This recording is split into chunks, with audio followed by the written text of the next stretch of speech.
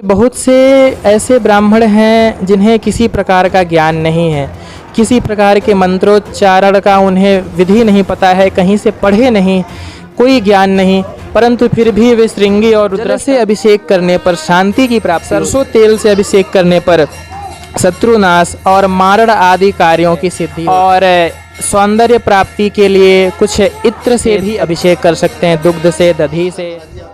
जी, सभी भक्तों को जय श्रीमन नारायण, जय श्री महाकाल। मेरा नाम आचार्य पुंडरीकाक्ष रामानुज वैष्णव दास है। मैं, आपने नाम सुना होगा, दुनिया की दूसरी सबसे बड़ी प्रतिमा स्टैचू ऑफ इक्वलिटी, अभी प्रधानमंत्री जी ने जल्दी ही फरवरी में उसका अनावरण किया है।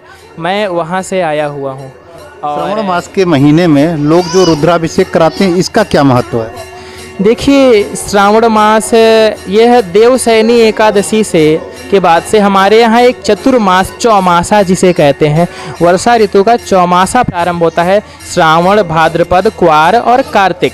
तो इसमें विष्णु भगवान अपने संसार के कार्यों से छुट्टी लेकर के जाते हैं थोड़ा शयन करने, विश्राम करने।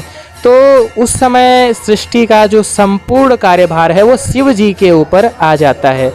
तो शिव जी को श्रावण मास अत्यंत प्रिय है और इसी समय में उन्हें उनके कार्य की जिम्मेदारी सौंपी जाती है।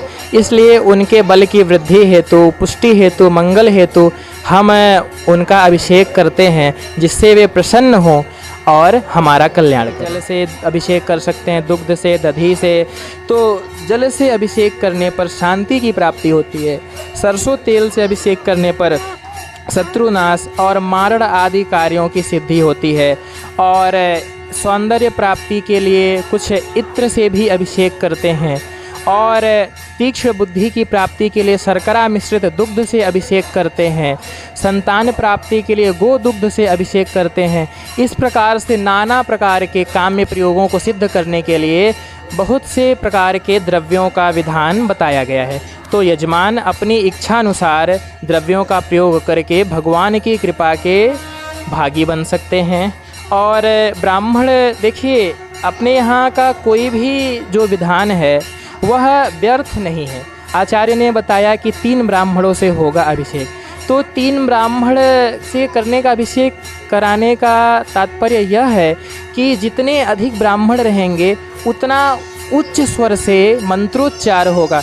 और ये जो वैदिक चैंट्स होते हैं, वैदिक मंत्रोच्चार होता है, इससे वातावरण में जो नाना प्रकार के विषाणु, जीवाणु आदि जो हानिकारक हैं और तमाम प्रकार के जो हानिकारक तत्व हैं, वह उस वैदिक मंत्र की ध्वनि के तरंगों से समाप्त हो जाते हैं। इसलिए जितने अधिक ब्राह्मण एक साथ मंत्रोच्चार करते हैं, यह हमारे हृदय के लिए भी, वातावरण के लिए भी बहुत अच्छा होता है। रुद्राभिषेक के लिए कौन सा महीना सबसे सर्वोत्तम होता है? देखिए, रुद्राभिषेक तो भगवान की प्रसन्नता के लिए किया जाए। रुद्र से अभिषेक है, भगवान का स्नान कराना, उनका श्रृंगार करना ही रुद्राभिषेक है। तो भगवान का तो हम अभिषेक और श्रृंगार कभी भी कर सकते हैं, परंतु श्रावण मास शिव जी का ही मास माना जाता है, उसके अधिष्ठाता शिव जी हैं।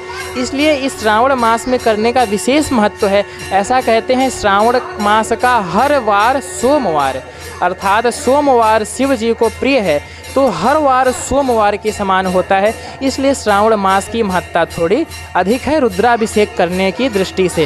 रुद्राभिषेक आप कभी भी शिव वास देख करके कर सकते। देखिए, बिना पक्षपात के मैं बताऊंगा कि बहुत से ऐसे ब्राह्मण हैं जिन्हें किसी प्रकार का ज्ञान नहीं है, किसी प्रकार के मंत्रोच्चारण का उन्हें विधि नहीं पता है, कहीं से पढ़े नहीं, कोई ज्ञान नहीं, परंतु फिर भी वे श्रृंगी और रुद्राष्टाध्यायी की पुस्तक उठा लेते हैं और कुछ भी नाना प्रकार के पता नहीं क्या क्या वो बोलते चले जाते हैं, और आप कम पैसे के चक्कर में उनसे अभिषेक करवा लेते हैं। उनका तो नाश होता ही है, आप भी नाश के भागी बनते हैं। तो इसलिए आप थोड़ा, यदि अधिक ही दक्षिणा लगती है तो लगाएं, परंतु योग्य ब्राह्मण से कराएं। अगर आप योग्य ब्राह्मण से कराते हैं तो जो ये आज लोग अशिक्षित लोग हैं, यह भी शिक्षित होने का प्रयास करेंगे, क्योंकि ब्राह्मण ही समाज का आधार माना जाता है। कहा जाता है ब्राह्मण समाज का मस्तिष्क है। तो जब मस्तिष्क ही विकृत हो जाएगा तो फिर समाज कैसे चलेगा? और वो विकृत करवाने वाले हम लोग हैं। जो हम कहते हैं अरे महाराज जी आप हमसे इतने रुपए ले लीजिए और ऐसा कर दीजिए, तो ऐसा बिल्कुल नहीं करना।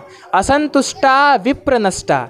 तो इसलिए आप ब्राह्मण को थोड़ा सा संतुष्ट कर सकते हैं। आप बहुत से प्रकार से आप खर्च करते हैं, अगर आप योग्य ब्राह्मण को बुलाएंगे तो वह भी आपके हित में ही होगा।